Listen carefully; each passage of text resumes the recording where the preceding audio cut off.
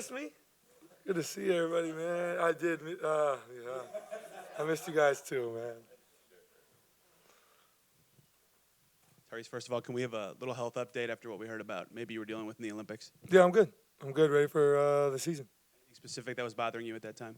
Uh, just, yeah, a little nicks and bruises, but I'm good now, so that's all that matters. What specifically is motivating you this year? I know you talk about you can take motivation from anything, but you got the contract, you got the All-NBA, you had the gold. What specifically is motivating you heading into this year? Yeah, I think that the response and the view on us as a group after having success last year and that kind of being looked at um, as a little bit of like a fluke in some people's minds is, I think, a big motivation and irritation. So I think for us as a group, I think we have a ton of guys who, have chips on their shoulders for different reasons. Everybody's been doubted one way or another. I mean, our whole starting five, we have me as second round pick, guy who got traded from his first team, guy who didn't play his first couple of years in the NBA got traded, and a guy who's been in trade rumors his whole career in our starting five alone. So I think that everybody has different motivations, and I think that this just adds, chips on our shoulders to everybody as a group, and I think that's the exciting part because I think that's why there was so much success and hunger last year, and that doesn't change going into this year because we know what we're capable of. We've always known what we're capable of, and we don't need to talk about it. We'll just be about it this year. Where are you seeing some of that stuff? I mean, I think even last year when we did your exit interview, you're like, they'll probably think we're not going to get back. What have you read? What have you seen? What have you heard from people? And where, I guess, that tells you that there is that expectation that this is, last year was a fluke. Where is it kind of manifested? Where have you actually seen it? Yeah, I'm chronically online, as a lot of you know. So, I'm sure if I had my phone on me right now, I could show you my bookmarks. But I think I just kind of gained those motivations from everywhere. I also was on the Olympic team, and there was a lot of talk there as well. But I think that it just kind of comes from many different places. But just type Pacers into Google, and I'm sure you'll be able to find it. So it's everywhere. Ty, the Olympic experience, what did you take out of it? I know you spent a lot of time with Steph Curry. In what ways do you think you'll benefit from that?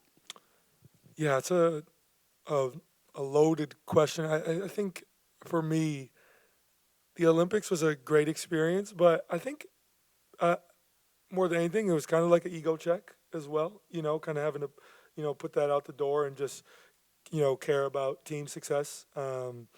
Me being young and having so much success early in my career, when you get on a team like that, you're just thinking it's just going to continue, and you get to play alongside your heroes and do that. And that wasn't necessarily the case. I didn't play a ton, as you know, and but so it was a little bit of an ego hit for me. But I truthfully, all that mattered was winning. And we had that conversation as a group before, and I think my biggest thing, kind of thinking about it, because I can sit here and tell you, well, I didn't care, but you know me and you know that that's not true.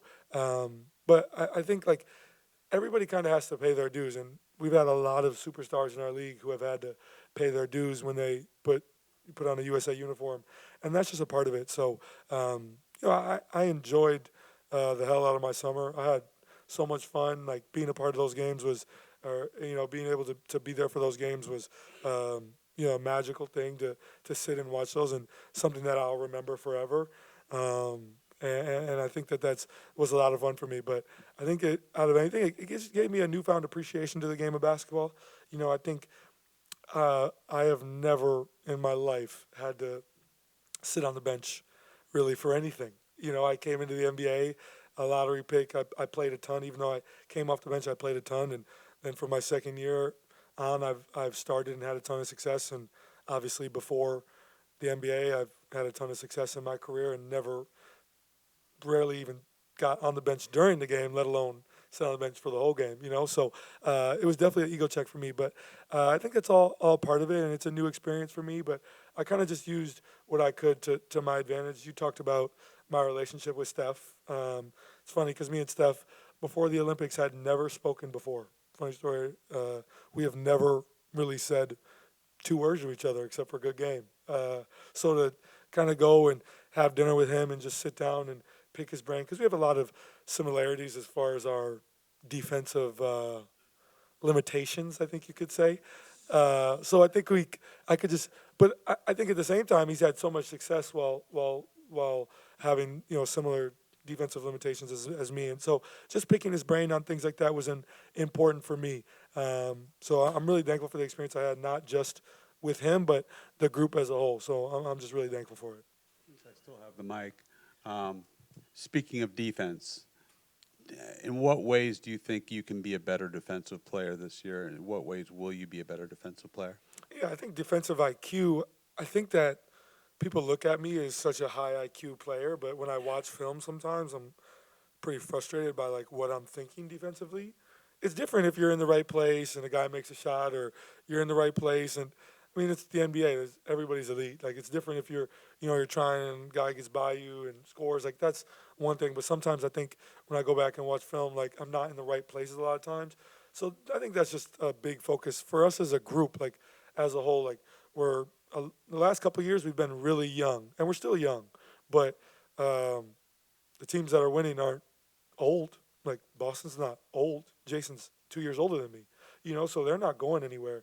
So I think as a group, the last 2 years we've been so stuck on A and B, where now it's time you can talk about those things, but how do we get to C and D faster?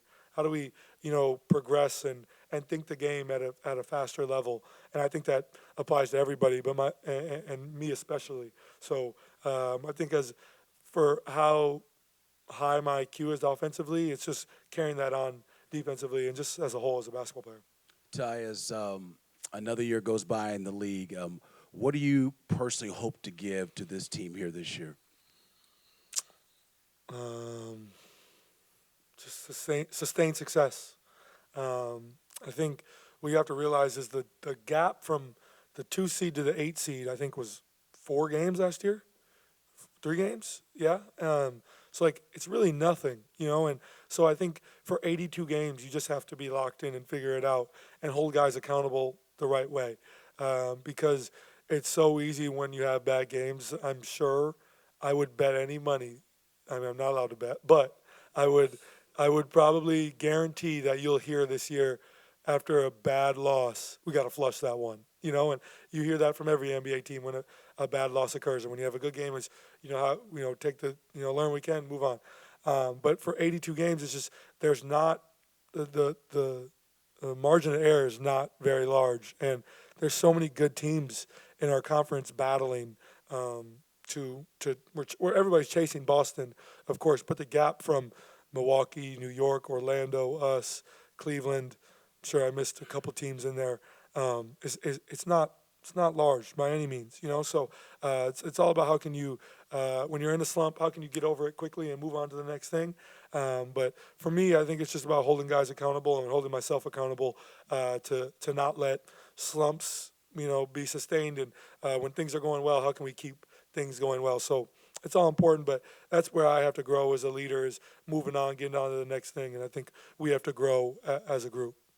Going back to your Olympic experience, even though you accepted your role, did it sting? And is it a source of motivation for this season? And do you feel like you have something to prove to some people? Did it sting? Yeah. I mean, it sucked. Of course, it sucked that I didn't play, but we won. So it didn't suck that much because we won. And I have a gold medal. And regardless, I'll probably tell my kids I played the whole game, So that really doesn't. I mean, it did suck because I'm a competitor and I want to compete. But I think just being on that team, I think, has raised my level of attention to detail, my status, all those different things has been good for me. And is it a source of motivation? Of course, I take everything and I use it as a source of motivation. So I look forward to a good year. I guess the kind of positive spin on that is very few players get ego checked like that, especially players at your level. How do you think that makes you a better leader to be able to bring it into your locker room here? Yeah, I think that just when you're at the level that I am and having the success that I've had, it's hard when guys aren't playing to really, when you're trying to give positive words to those guys, it can be hard to receive that, I think, for some people. And a guy like Jarris Walker, who didn't play a ton last year, right? I don't know how exactly I can relate to what he's going through. I can't, because even in the USA level, that's completely different. So I can't really relate. But what I can do is offer words of encouragement and offer a ear to listen to how he's feeling, because I mean, I'm sure that sucks. We're all competitors, and I know Jarris is a great player, and I'm not just mean to single him out, but we have a lot of guys like that from him on who might not be playing as much as they want to, but that's all part of it. And I think that we have other guys who can relate, like TJ McConnell and other dudes in our group who can probably relate to him better. But I think just lending that ear and lending just, I think like encouraging words, I think is important as well. So I think me having not played a ton, I can kind of, I don't want to say relate, because that's probably not the right way to say it, but I kind of got to feel that a little bit, in a very different scale, but I got to feel that a little bit. So just trying to have those conversations and offer encouraging words as much as I can. Ty, now that you've had a chance to play part of a season with Pascal, he gets you guys all together, obviously, in the last couple of weeks down in Florida. How have you changed as a player just from learning from him? Yeah, I mean, I think what's great about our group is this is something that we've done for the past couple of years now, is in the summer get together and work out all as a team and without coaches and just play and see where everybody's at, see guys. Like, it was a little different this year because last year we didn't go to the playoffs, so it was like I actually missed these guys, whereas now I'm kind of like, I feel like I just saw you last month. But no, it's good to be around these guys, but I think Pascal allowing us to go to his home and do this, and allowing us all to be together in Orlando, it was a lot of fun for guys, and just guys to compete was all very good for us. And you've just seen him grow so much as a leader. I've seen him grow a ton as a vocal guy, because from what I've known about Pascal previously, he doesn't really talk a ton. But last year he was kind of forced into having to do that because we got to the playoffs and I didn't have anybody else on this team to lean on in terms of what I should be expecting and how I'm adjusting different coverages and all that stuff. And Pascal's won a championship, so he's a guy that I could lean on and have conversations with. So he was kind of thrust into that role. And I think that he's really appreciating that, because when he got to Toronto, being in Toronto, being a younger guy, all those guys were kind of he just kind of shut up and, just did everything he could to get to the level of player he is now. So I think to see him grow as a leader and a player has been really fun, and I look forward to being alongside him and these guys and going into this year, because continuity is important. Continuity has led to success for a lot of these teams who have won championships previously. So I think that's going to be important for our success moving forward. You guys went a long way without Ben Mathurin last year. What difference can he make this year? What have you seen from him over the summer as well? Yeah, I'm so excited to get him back. I think that was an interesting part of last year, is that it was presented that a lot of teams were hurt, as if our best bench scorer was not. So I'm excited to get him back. I think seeing us have that success and him not knowing how competitive he is and that he wasn't necessarily playing during that, I think lights a fire under a guy who is one of the most hard-headed, motivated people I know. So I'm excited to have him back. I think him not playing allowed him to kind of grow a little bit outside of it, come out of his shell a little bit. You guys see the videos of him cooking for everybody and stuff now. I'm a big food critic of his, so he brings me like cupcakes and stuff a lot. But I'm excited that he's back, and just hoping that he can stay healthy and like all of us, and we could really use him back with us. He made me some banana bread the other day. It was really good. I was a fan of that. I gave him about an 8 out of 10. He's made cupcakes. He's made regular cake. He's made pie. He makes a little bit of everything. He does it all. He does it all. He's good. Is there anything specific from your Olympic experience as a spectator that you particularly enjoyed? Yeah, gymnastics was fire. I got to watch Simone, and that was like amazing. And then I got to go watch table tennis, not ping pong, table tennis. Yeah, they're specific about that. After Ant made the comment that he could beat everybody, we decided to go, and we went together and got to watch them, and that was amazing. There's this woman named Lily Zhang with USA, and she's amazing. So it was really cool to see.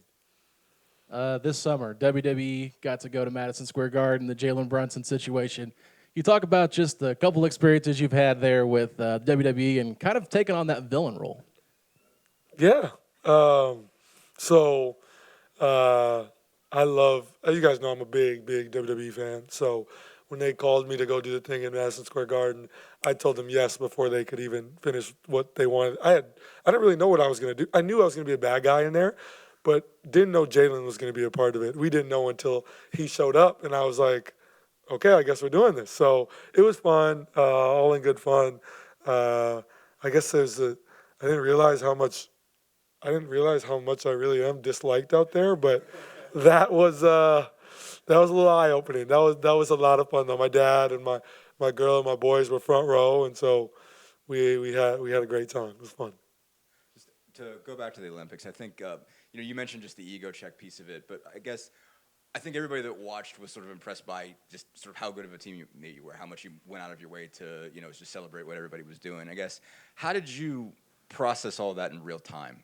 Just the sting that takes that you're not playing as much, but saying, okay, well, this is what it requires to be a good teammate, and I'm going to do this. I mean, even going through the Twitter thing with, like the group project joke. I mean, just like, how did you process all that within your mind to say, okay, this stings a little bit, but I'm going to do this the right way? Yeah, I mean, early on, it was probably more frustrating than not. But I think as time went on, it was just about, like, I could throw a fit and be mad at the world, or I could get this experience that I'm going to tell my kids about one day, and being with some of the greatest players to ever touch a basketball.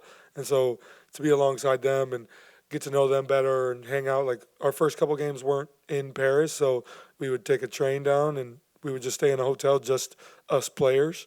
So we would all literally play video games and eat dinner together, like the whole team, just as a group for like the whole night. And sometimes we'd just be there for like 4 or 5 hours, literally just sit in the food room or playing NCAA or something. So, I mean, it was a ton of fun just to be around those guys, get to know them more on a personal level, because when you're playing in these games, you say what up and you give the typical how are the kids doing and you keep it moving, But to get to know them a little better I think was a lot of fun, and I enjoyed every part of it. Thanks, Mike. Ty, you went to so many Fever games this year. What was it like checking those out, and how has your relationship blossomed with Caitlin? Yeah. So, I mean, I went to Fever games before this last year. I went to a ton because I love hoop. So to see kind of the explosion of women's basketball, and for a big piece of that being the Fever and that being right in my backyard, I think was really, really cool to see. And I went to as many games as I could. I grew pretty close with Connor McCaffrey being an intern with us last year. And then we have grown to be pretty close with Caitlin and him, and me, her, him, and my girlfriend Jade all have a group chat that we talk in pretty often about everything. So it's been cool to just grow a friendship with her. And I don't want to be like everybody just wants to like get more from her, take more from her, like get more answers to things, and I don't want to be that. I just we're friends, and I think that's a cool part. If she wants to talk basketball, we'll talk basketball. If not, I'm totally fine with that as well. But I think we've grown a pretty cool friendship alongside Connor, and it's been really cool to see her growth this last year, and the Fever as a whole, to see Kelsey get some playoff experience, and just the whole group, Aaliyah, the whole group. So just really cool to follow the team, and it's unfortunate that they lost, but they're a young group. They'll be back for success, and now I'm locked in at watching more WNBA because the semis were last night, and some good games.